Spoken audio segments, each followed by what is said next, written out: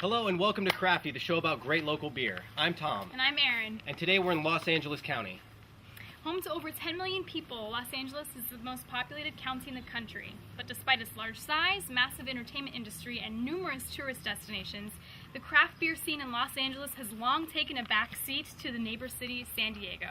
But this trend has begun to upset recently, with a larger number of craft breweries opening in Los Angeles, as well as many LA breweries winning accolades in events like the World Beer Cup and the Great American Beer Fest. With over 40 craft breweries in the county compared with over 80 in San Diego, Los Angeles still has room for growth.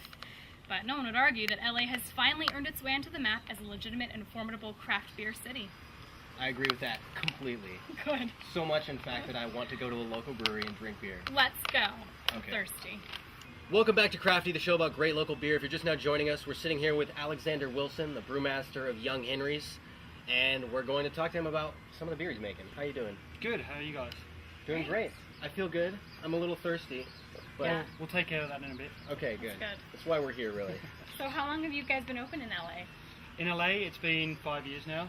What were some of the difficulties, because as you said, you homebrewed before you were doing this. What were some of the difficulties with scaling up your operation from homebrewing to like a massive, 10-barrel brew house? Well, just finding the location was the first thing. So you're saying you can't just do the same thing on the same equipment you had with your homebrewing and just do it a lot more? We would be doing it 24 hours a day? 26 probably. So what do you think it is that makes your beer unique? We use a lot of fruit. With the fruit, do you source that fruit locally? Do you use a lot of local ingredients? Absolutely. So it sounds like you guys are specializing more in the Belgian side, the fruitier, a lot less of IPAs, which seems to be like the growing trend in Southern California especially. Absolutely. Yep. So what do you think about that? You think there's a market growing for the kind of beer that you guys are interested in making, or? Oh, absolutely. The feedback I've been getting is that a lot of people do like the IPAs. Sure. Coming off the back of what you were saying about IPAs and how popular they are right now, have you had any trouble getting hops? Because I've read a little bit about the possibility of a hop shortage with more craft breweries coming out and with more of a demand for aggressively hopped beers. Yep. Have you had any trouble as a brewer finding hops? Or No. is that kind of overblown hype? It's definitely an issue that is gonna become more dominant in a year or two. So you're good. We're good. So basically, you're good. Screw everyone else. Is how Right. you And feel. we just need to start At the growing our moment, own yes. hops. Survival of the fittest. Really. Okay, that's fair. That's a fair answer. It's Darwinism Yeah. at its best. Yeah. Dock Street Brewing in Philadelphia has recently created a zombie-themed beer made with goat brains. Mm-hmm. What are some of the wackier ingredients that you've used in your beers? And do you have any plans to make a beer with body parts? Not as far. So far, we're staying well away from the body part thing because I'm originally from Australia, so we did do a Vegemite beer once. Vegemite being a Sounds- very salty bread spread that we have in Australia. Sounds very frightening. Have Bread you ever spread. been changing a baby's diaper and you accidentally I get a don't- little bit of shit in your mouth? That It's is a lot. probably the sickest thing I could ever. It's a lot like that. And It it's the does. same color. Okay. Absolutely. That's pretty yeah. much what Vegemite is. That sounds really good. Thank you. Talking of IPAs, Mhm. as we are. Yep.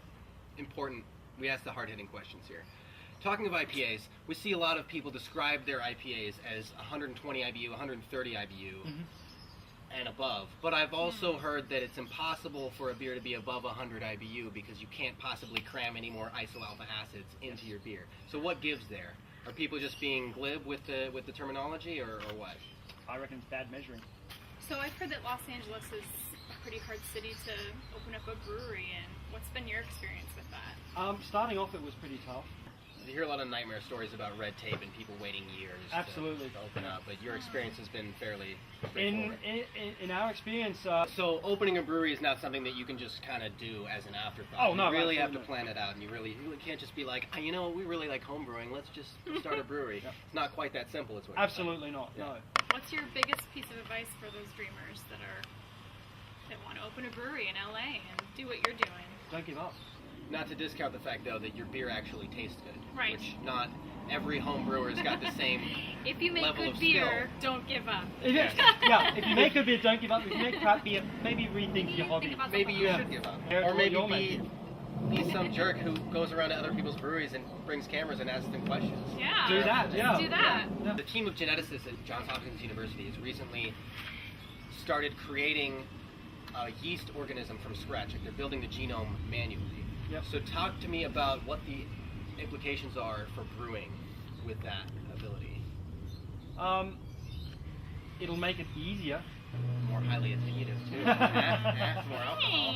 So pale ales will be like 15% coming with this new technology. You should be able to. Good. On the flip side of that question, though, does it make you nervous? Because now that science has eliminated the need for yeast propagation, do you worry that the next thing science replaces is brewmasters, and then you'll be out of a job? No, I don't think so. If they can genetically engineer the perfect brewmaster, then why do we need you? So each episode we do a little bit called Local Foodstuffs, where we try to find something close to your brewery that's really good to eat. Okay. Sometimes it's a local restaurant, sometimes it's within the brewery. Some breweries, as you do, have their own restaurant. So Yes. I feel like I know what your answer is going to be, but I have to ask you, local foodstuffs, what's good around here? Yeah, anything in our restaurant is really, really good food. We make the best meat pies in town. Shameless plug. Of course. I set you up for that one. But it goes really well with our beers. That's why we cater our food more to our beers than the other way around. Okay. So do you, you develop all the recipes yourself, correct? So when you're doing that, do you take food pairing into account when you're creating your beers, or do you just try to create a good beer all across the board? It's first off, we try and create a good beer.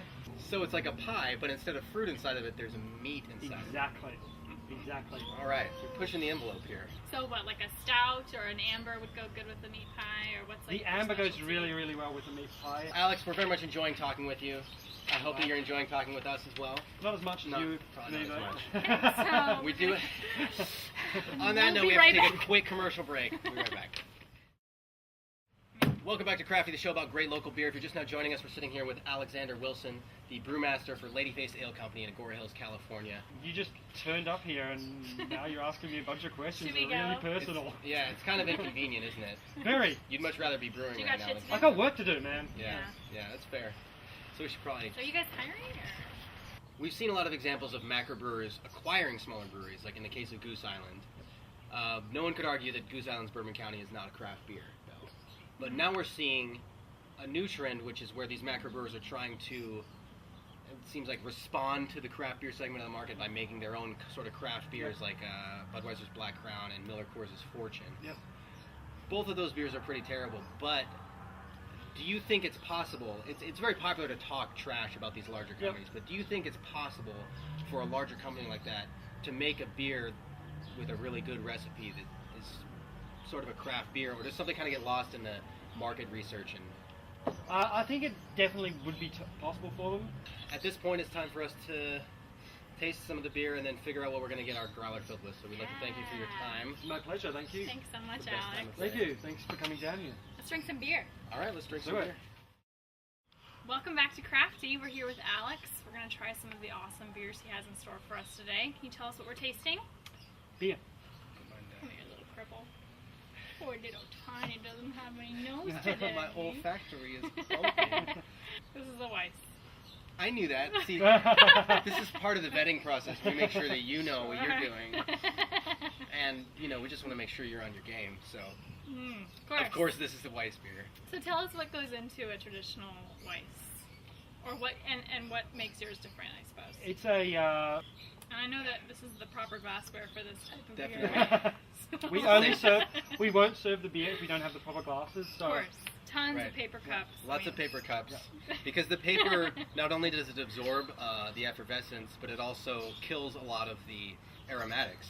Yes. So it effectively Absolutely. destroys Any the taste. recipe that entirely. you worked so hard to create. Absolutely, Right. absolutely. Was done in the traditional style. I'm getting a lot of notes of, you could definitely taste the wheat. On the aromatic, you get more of the fruit. Yes, that we you put added. it. We put What? Jasmine in there and lemon peel. Lemon peel? Yeah, no, in the saison. Oh, And this this is is still the Weiss. the wheat beer. This is great. This is a good gateway beer if you're trying to get your friends into the craft scene and Yep. they're afraid. They have a lot of fear in their hearts. This is a good way to get them in the door. So was this saison done in a traditional style? Was it stored in a farmhouse until No. the summer months come along and then you... We wanted to, we couldn't find a farmhouse or a farmer. He's so honest. We I believe stored everything you're saying. we stored it actually in my garage. So it's sort of a farmhouse. Yeah, a bit more metallic, a lot more. Just throw some manure on the ground, and then you're good to go. At what point do you add the jasmine and the lemon peel? Is that in the mash or is that in the boil later? In the boil. Okay. We have to figure out which one we like the best, Alex. And we Okay. can't do that with you sitting here because it's going to stress us out. We're Okay. going to freak out. Yeah. We only have one growler, so Right. we have to narrow it down to just one that we like the best. Okay. I'll So disappear. we'd like Good to luck. thank you for your time. My We know pleasure. you're a busy man making beer and making babies and, you know, Yeah, I'll go and do both of those right now, actually. Wow. Yeah. at the That same sounds time. awesome. It's down to the wire. We've had this whole flight. Everything was pretty good. I really definitely have a few favorites that I'm thinking of, but you probably have your own ideas. The hour is upon us. Stay out of the sun. Perfect. The Weiss is definitely a runner-up. I like it's very drinkable. It's still refreshing. It is a little on the sweeter side for me, though. I like fruit beers, but I think I'm gonna have to go with the Saison. I like the spiciness. I like the fresh garden taste of it. The Saison is definitely a contender. Mm-hmm. Again, it's just everything you'd want in a Saison. It's really true to style, and the spices really come through, but not overpowering. But if I'm going with my number one, the horse that ran the track the fastest, I would have to go with the Weiss beer. Really? I'm surprised. Because even though they both smell like nothing, Sure. the Weiss beer is less alcoholic. Right. Really you are feel good about myself. fruitier than I thought, my Very friend. fruity.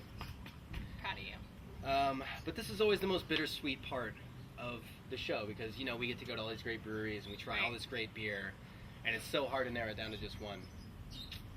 But we must. We can get two. We only have one growler. Okay, let's There's get only one growler, Erin. okay. What? Okay. Okay. Guess we're going Rock, with the beats, Weiss. scissors. Going with the Weiss beer. I'm so All right. happy about that. I still feel enjoy good about that. Shall we? I think we shall. We'll have more of Crafty when we come back from this commercial break. Don't go away.